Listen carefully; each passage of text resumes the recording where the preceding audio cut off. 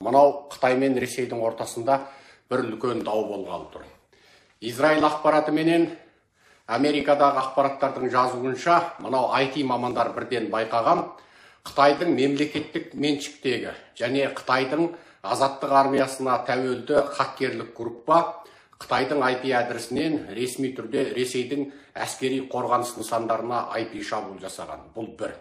Екіншісі, Ресейдің тағы да жоғары технологиялы әскери зерттеу органдарына Украинада қолға түскен ресейлік жоғары лауазымды әскери тұлғалардың тізімдігі деген ат жазылған электрондық пошта жіберген. Бұл электрондық поштаны көрген кез келген ресейлік тағы қайсы генерал қолға түсті екен деген қызығуменен жаңа поштаны ашады, ал поштада вирус бар, ол компьютерге кіріп, бүкіл Ресейдің компьютеріндегі ақпараттарды Қытайға лақтырған.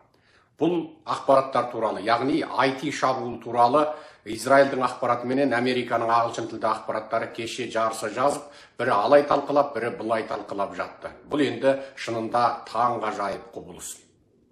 Қытай мен Ресей біріне бірі одақ деп айтуға келмейді. Анығында олар өткенде ғана Пекин Олимпиадасы кезінде ең жоғарғы деңгейде селбестік, ең жоғарғы деңгейдегі одақтастық деген болатын. Тіпті Қытай мен Ресей төменгі шегі жоқ, жоғарғы шегі жоқ, максимал барлық бағыттарды қамтыған одақтастық деп жариялады. Тіпті Қытай сыртқы істер министріне шетелдіктер бұл әскери одақ па дегенде, ол күмілжіп бұл әскери одақ емес деді. Бірақ барлық саланы қамтыған деп күмілжіді. Енді осы Қытай мен Ресейдің екеуі де Америкаға қарсы, Еуропаға қарсы, бірақ шын мәнінде Ресейге салған санкциядан кейін Қытайдың үрейі ұшып отыр. Себебі санкция салса, жаны, экономикасы бәрі сол арзан тауарды шетелге экспорттауменен күн көріп отырған Қытай, Ресей сияқты оның мүмкіндігі әлде қайда аздау. Ресейде газбенен Еуропаны контролдап отыр. Еуропа газды Ресейден басқа елден ала алмай отыр. Ресей құбырының бәрін жасап, Еуропамен келісіп, енді тіпті рубльмен төлеуге мәжбүрлеп отыр. Осындай жағдайда Қытайдың арзан тауарына балама батыстықтар үшін кезген елдер бар. Қазірдің өзінде Африкадағы кедей елдер киім-кешек өндірісін, тағы басқа да арзан тұрмыстық бұйымдар мен техникалық бұйымдарды өндіре бастады. Оңтүстік Шығыс Азиядағы елдерге Қытайдың зауыттары көшіп жатыр. Жапон мен Корей Қытайдағы өндіріс орындарын жауып алып кеткелі қай заман.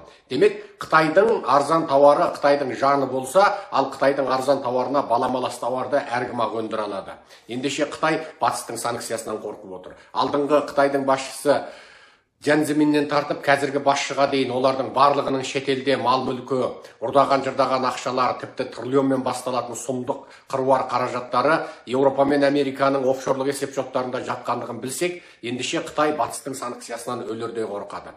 Енді дәл осындай жағдайда одақтас екені, дос екені әлде жау екені белгісіз болып тұрған Қытай мен Ресейдің арасына Америка қайта-қайта Қытайдың лауазымды басшыларын шақырып алып көзіне шұқып, егер Ресейге көмектесетін болсаң, жетекеңді көзіңе көрсетем, тіпті жетекеңді күлі 70 жетекеңді көзіңе танытам деп ашық дипломатиялық тілмен жеткізіп, көзіне шұқып ескертіп отырғанда, бұл Қытайдың Ресейге ашық көмек бере алмай отырғаны ол да бар. Бірақ Қазақстан арқылы ма, жоқ басқа тым-тымдап ақша арқылы ма, доллар арқылы ма, жоқ басқа азық-түлігі арқылы ма, әйтеуір бірдеңе қылып Қытайға көмектесіп жатқаны Ресей екеуінің осы соғыс басталудан бұрын әбден одақтасып, ымыраласып, анттасып, ақсарбас сойып, бас бармақтарын қанға малып, уағдаласып қайтқаны шын болып отыр. Енді сол Қытай өзінің одақтасы Ресей хал үстінде жанталасып жатқан кезде арқасынан қанжар сұққандай болды. Арқасынан соғылған қанжарға Ресей тараптан қазірше қандай реакция бар екендігін біз білмейміз, бірақ Қытайдың ежелгі тактикасы бойынша бұл Ресейден алатынын алып қалмақшы. Әсіресе Ресейдің әскери технологиясы, радарлық жаңа технологиялары, радар, мынау ультратолқынды базалары, немесе спутниктен келетін хабарларды өзара жер жүзіне тасымалдау және шашыранды сигналдық ақпараттарды жинақтау сияқты технологиялар Қытайда жоқ, Ресейде бар. Ал бұндай технологияларды соңғы кезде Қытай батыстан да ала алмай қалған болатын. Батыс Қытайдың барлық технологиялық, техникалық шпиондарын елден қуып шығып, Қытайға экспортталатын чиптерге дейін тоқтатып тастағандықтан Қытай батыспен кәдімгідей бұрынғыдай одақтаса алмай отыр. Қытай ұшақ шығарам дегелі қай заман? 15 жылда ұшағымызды аспанға ұшырамыз дедік. Бірақ ең соңында ол ұшағының ең соңында екі қанаты тіпті Қытайда ғана өндірілді деп өздері мақтанды.